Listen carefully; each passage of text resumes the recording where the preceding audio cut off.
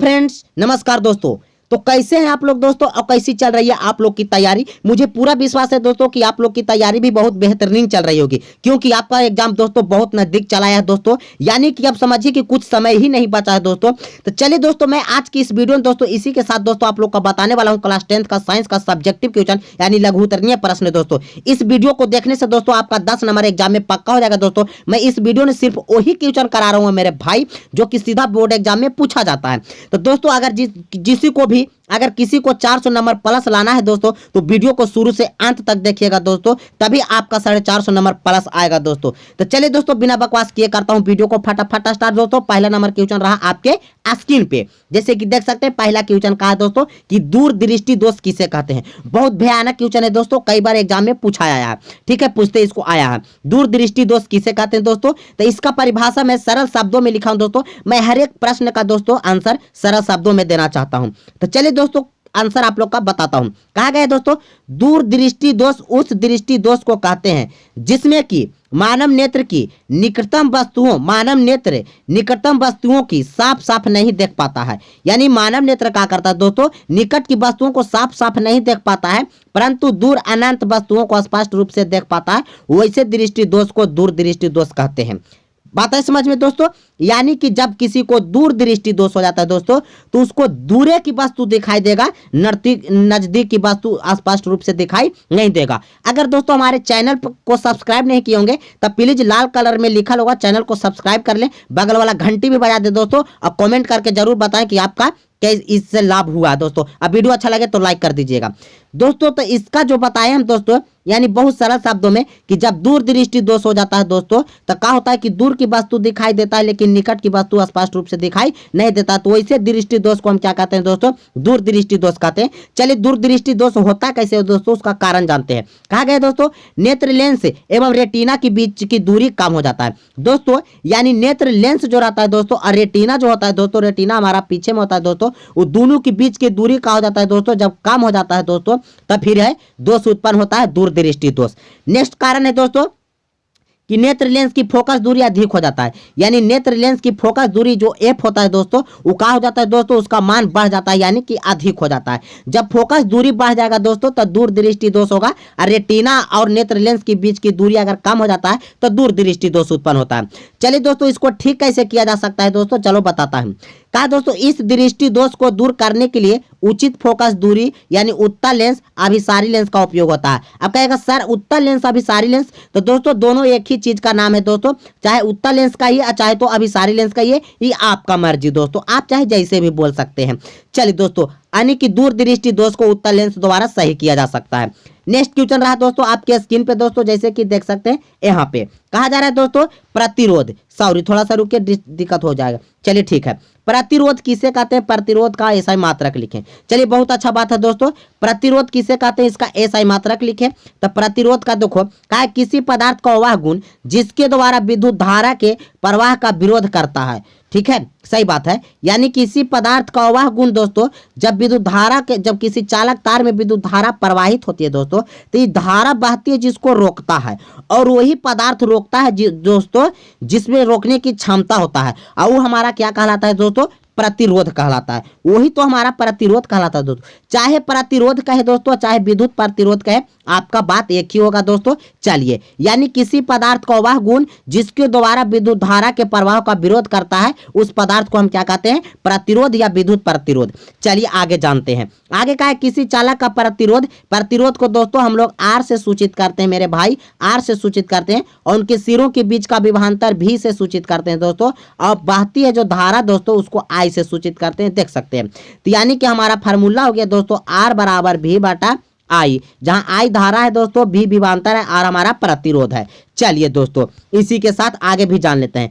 और दोस्तों प्रतिरोध का ऐसा ही मात्रक दोस्तों ओम होता है, जबकि ओम का संकेत दोस्तों कहीं कहीं पे आपको इस प्रकार से दिखाई देगा दोस्तों, ओम का संकेत इस प्रकार से आपको दिखाई देगा। चलिए, नेक्स्ट क्वेश्चन रहा आपके स्क्रीन पे दोस्तों, कहा जा रहा है फेन उत्प्लावन विधि को संक्षिप्त में वर्णन करें। यानी फेन उत्प्लावन विधि दोस्तों उसको संक्षिप्त में वर्णन करें कहा दोस्तों, तो बहुत अच्छा तरीका से वर्णन कर सकते हैं। कहा गया दोस्तों सल्फाइड अयस्कों का सांद्रण फेन उत्प्लावन विधि द्वारा किया जाता है। यहाँ से ऑब्जेक्टिव निकाल के आ सकता है दोस्तों कि सल्फाइड अयस्क का सांद्रण किस विधि द्वारा किया जा सकता है दोस्तों, तो फेन उत्प्लावन विधि द्वारा। कहा गया है इस विधि में अयस्कों का महीन पीस कर चूर्ण, यानी इस विधि में क्या किया जाता है दोस्तों, जो अयस्क होता है उसका महीन चूर्ण पीस करके दोस्तों को पीस करके चूर्णों को एक जल में भरी टैंक में डाला जाता है।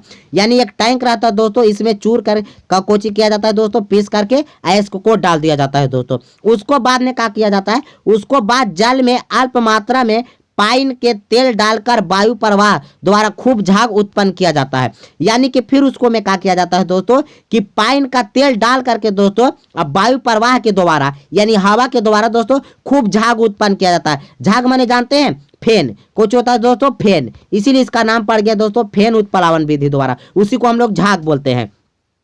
खूब झाग उत्पन्न किया जाता है दोस्तों, शुद्ध अयस्क झाग के साथ ऊपर आ जाता है। यानी जो शुद्ध अयस्क होता है दोस्तों वो झाग के साथ कहाँ आ जाता है दोस्तों, ऊपर आ जाता है, जिन्हें अलग कर लिया जाता है और फेन को समाप्त करने के लिए उसमें थोड़ा अम्ल मिलाया जाता है। फिर सांद्रित अयस्क को छान कर सुखा लेते हैं, अशुद्धियां टैंक के नीचे बैठ जाती है। ऐसे आपको समझ में नहीं आएगा दोस्तों, चलिए चित्र के माध्यम से समझते हैं। यहाँ पे देखिए यही टैंक है दोस्तों, यहाँ पे क्या किया गया है कि अयस्क को जितना भी दोस्तों चूर चूर के इसमें पीस के अंदर डाल लिया गया है। और यहाँ पे देखिए दोस्तों हवा दिया जा रहा है दोस्तों, हवा प्रवाहित करके दोस्तों इसमें झाग उत्पन्न किया जा रहा है। देखिए सब फेना उत्पन्न हो रहा है दोस्तों, और जितना भी जो अशुद्ध चीज रहता है जिसे गैंग कहते हैं वो सब पेंदी में नीचे बैठ जाता है दोस्तों, और जो शुद्ध चीज रहता है वो ऊपर फेन के साथ चलाता है। फिर फेन को क्या करते हैं दोस्तों, हम छान लेते हैं। बात है समझ में। यहाँ पे बात दिया गया है तांबा, लेड एवं जिंक सल्फाइड अयस्कों का सांद्रण फेन उत्प्लावन विधि द्वारा किया जाता है। चलिए तांबा का, लेड का, जिंक सल्फाइड का अयस्कों का सांद्रण किस विधि द्वारा होता है दोस्तों, यानी फेन उत्प्लावन विधि द्वारा। चलिए आपको समझ में अब आ ही गया होगा। नेक्स्ट है दोस्तों बहुत अच्छा क्वेश्चन आपके स्क्रीन पे कहा जा रहा है, कहा है अपक्षेपण अभिक्रिया क्या है, उदाहरण दीजिए। बहुत अच्छा बात है दोस्तों, अपक्षेपण अभिक्रिया क्या है।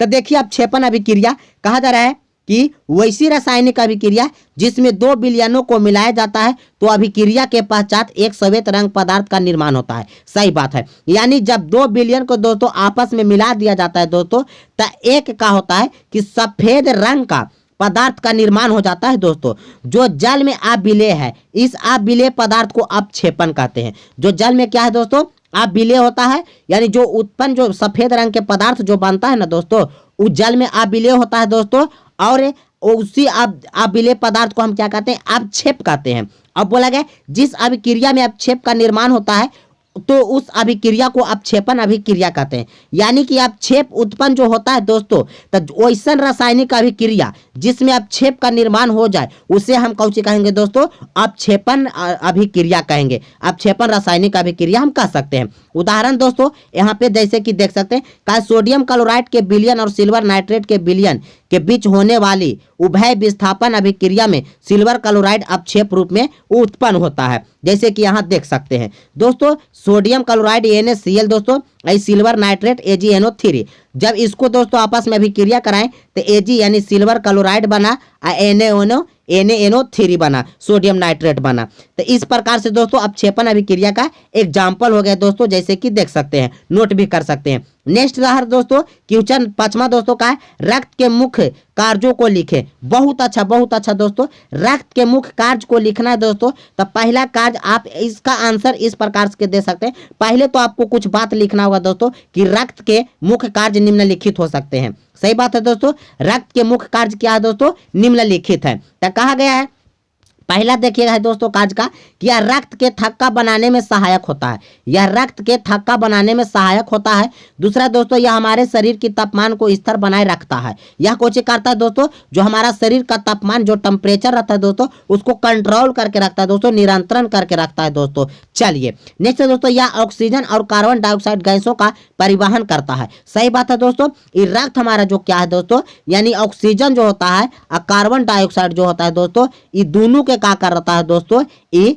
जो रक्त है हमारा वो परिवहन करता है। नेक्स्ट है दोस्तों, यह शरीर के विभिन्न रोगाणुओं को संक्रमण से सुरक्षा प्रदान करता है। जो हमारा ये रक्त है दोस्तों, वो हमारा शरीर में किसी भी प्रकार का अगर रोग आता है दोस्तों, तो उस रोग से ये लड़ता है दोस्तों, हमारे शरीर को संक्रमण नहीं होने देता है दोस्तों, और सुरक्षा करता है और हमको बचाता है और स्वस्थ रखता है। नेक्स्ट है दोस्तों, यहाँ पे जैसे कि देख सकते हैं, नेक्स्ट है दोस्तों, यह पचे भोजन को छोटी आंत से शरीर के विभिन्न भागों तक पहुंचाता है। यानी रक्त हमारा है जो दोस्तों कौची करता है, यह पचा हुआ भोजन को दोस्तों क्या करता है, छोटी आंत से हमारे शरीर में विभिन्न अंगों तक के पहुंचा देता है। और है दोस्तों, यह शरीर के दाब को स्थिर रखता है। यानी जो हमारा शरीर का दोस्तों जो प्रेशर होता है, वो दाब को कंट्रोल करके रखता है। कौन दोस्तों? रक्त दोस्तों, रक्त यानी कि ब्लड, जैसे कि जान सकते हैं। तो इतना कार्य होता है दोस्तों रक्त के, अगर इतना बात लिख दीजिएगा आपको नंबर फुल मिलेगा। तो चलिए दोस्तों, इसी के साथ करता हूं वीडियो को समाप्त दोस्तों।